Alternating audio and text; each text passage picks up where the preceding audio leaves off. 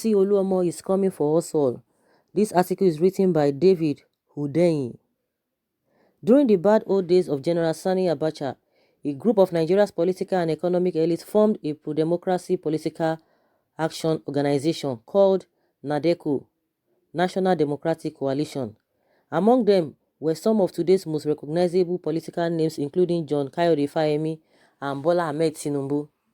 While these elites were working out plans to take on the military junta from within Nigeria and outside the country, a younger group of people with no democratic or elite agenda was coalescing in Oshodi. The central figure of the group was a hard-boiled but charismatic street fixer called Musiliu Akinsanya, aka MC Oluomo. While NADECO had a strategic focus on returning Nigeria to a civilian-led democracy, MC Oluomo's only focus was on how to gain power and rise through the ranks of the National Union of Road Transport Workers, NURTW. Unlikely bedfellows as they were, the two groups eventually formed a symbolic relationship following the return of democracy in 1999. Under Bola Tinubu, Lagos State gained a handle on its hooliganism problem by bringing in NURTW and unofficially making it part of the state government. In return, characters like MC Oluomo gained a level of political and economic access that opened them up to a whole new world of possibilities in Nigeria. While this political Faustian pact was being consummated, the under 40 demographic in Lagos and around Nigeria who attended private schools and attained high levels of academic inquiry and cultural sophistication were missing in action, as state and federal authorities struggled to retain control of official and unofficial thugs from outfits like NURTW and SARS. This group of people hold themselves up in a little pocket of bourgeois nonchalance around the country and stuck their fingers in their ears. It didn't really affect them, and whenever it did, the politicians would quickly see to it that something was done.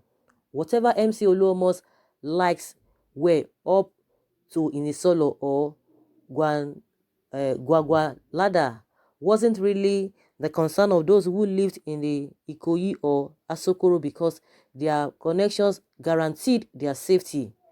This situation seemed manageable for a while, and then something changed. MC Oluomo was no longer just street legend whose name came up in weed-fueled conversations between conductors in Alimosho. He became a visible brand, popping up in music and political imagery. His lifestyle and family started getting coverage from gossip blogs and tabloids. His name somehow found its way into the same sentence as that of the Senate president during a heated political campaign. Someone set up a Facebook fan page for him called MC Oluomo Nation, and it amassed hundreds of thousands of followers. He started releasing official portraits of himself looking like a statesman. A Chinese ride-hailing investor recently had to consult him in his capacity as NURTW state chairman, as if he was a government regulator. Still, the island yuppies have not taken the clear and obvious hints as to what lies in his future. And the reason is obvious. We think that his word and ours do not intersect. Moreover, we do not think that the responsibility to find and drive solutions that will head off Nigeria's impending economic and demographic catastrophe lies with us. It is not our fault and it is not our problem. For the benefit of those of us who think of ourselves as separate from our government, allow me spell it out. The only reason for our existence, as we know, it is our parents. Once our parents die, many of them already have, and most are quarter to go. Society will not simply transfer the respect and privileges it gave them to us. Nigeria is a country packed to the rafters with hungry and extremely angry people. The barrier shielding us from facing Nigeria in its true Obisian state of senseless fury and violence is our parents, Our parents were able to become a protective bubble around us because of what they achieved financially and politically. These achievements are not hereditary. The many MC Oluomos and their networks and constituencies around Nigeria do not see the value of a well-road or internationally exposed elite. They certainly do not intend to meekly lie down and be led by us once the current power and are gone. The only reason the likes of Bola Tinubu were able to assert their leadership position above this type is that they actually fought a military dictatorship on behalf of everyone and thus earned the right to lead.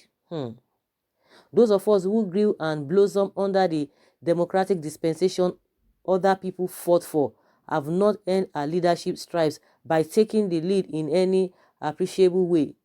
The MC Oluomos and their people are very aware of this, and they consequently do not take us serious at all. When Tinubu's generation is gone, Nigeria's new leadership across state and federal levels will be sourced from the streets and bus parks. The people in charge there are currently the only relatively young people in Nigeria who have demonstrated the ability and willingness to organize themselves into effective offline formations to take directed action. Beyond our internet profiles and social media handles, we are practically non-existent in Nigeria's power equation. The only elite space where young, educated and upwardly mobile Nigerians are currently making a re-impression and building power and influence is in culture, that is the entertainment industry and its allied space.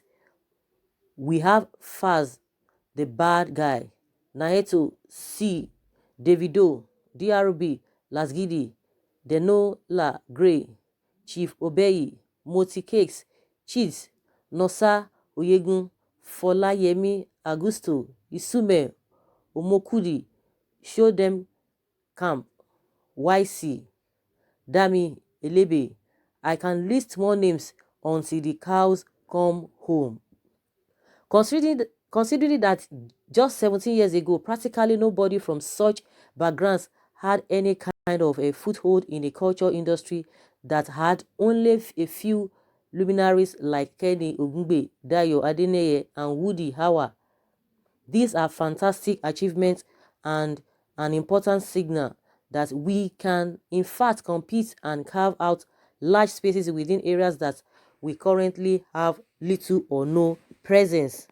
However, while they are very important arts, culture and entertainment are not what will save Nigeria or prevent us from being completely uprooted and replaced by the MC Oluomo types.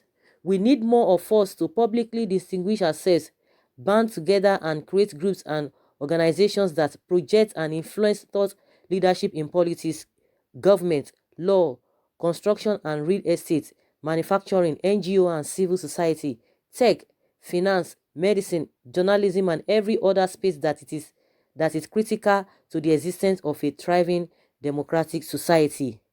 If the people who are trained to carry out these leadership functions are refusing to do so because they lack the appetite or they think that engaging with Nigeria is beneath them, that creates the proverbial leadership vacuum that nature hates. When we do not do the job that is expected of us and thus leave a vacuum, it will be filled by people who are less qualified than we are, and this has already started happening.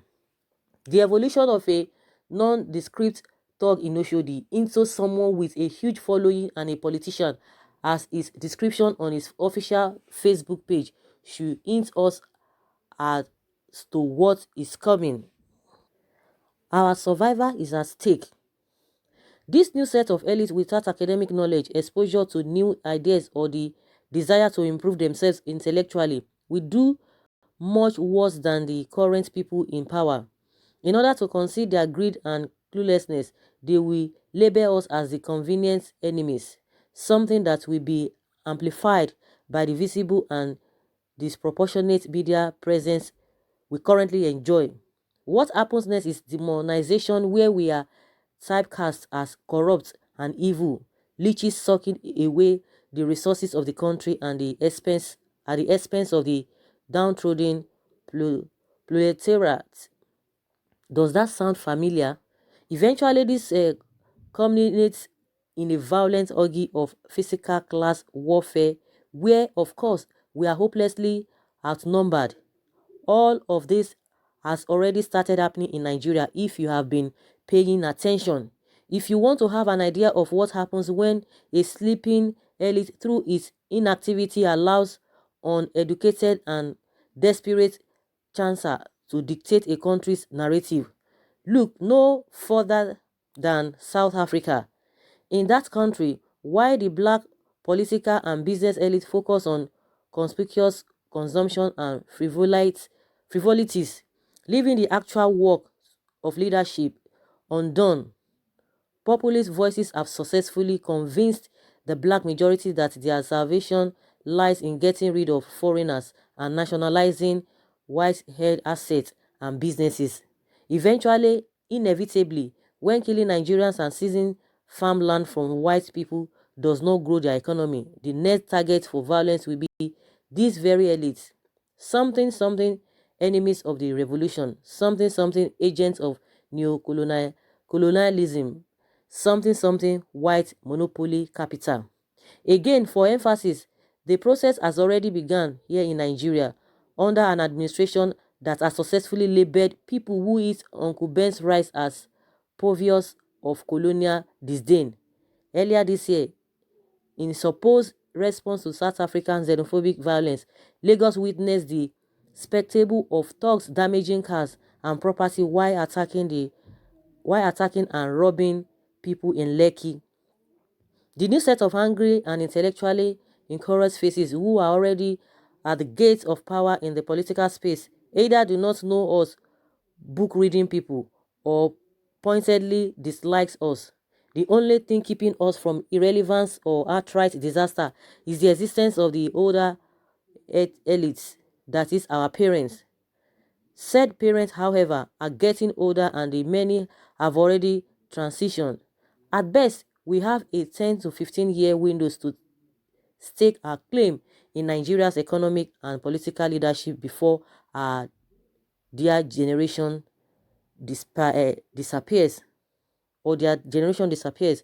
Except the pain is for an entire generation of us to emigrate or remain here and be gleefully ground into dusty by the likes of MC Oluomo when our parents die. I would suggest that we start taking our existence that bit more seriously.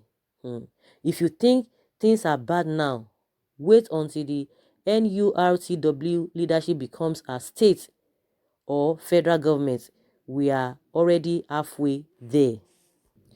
So guys, like they always say that a word is enough for the wise. I don't need to expatiate on anything. We all heard what this writer said. David Udenye, he has, been able to look at everything critically and came up with this article. So it is now left for us to be able to think deeply and know where to place ourselves. So guys, leave your comments below in the comment section.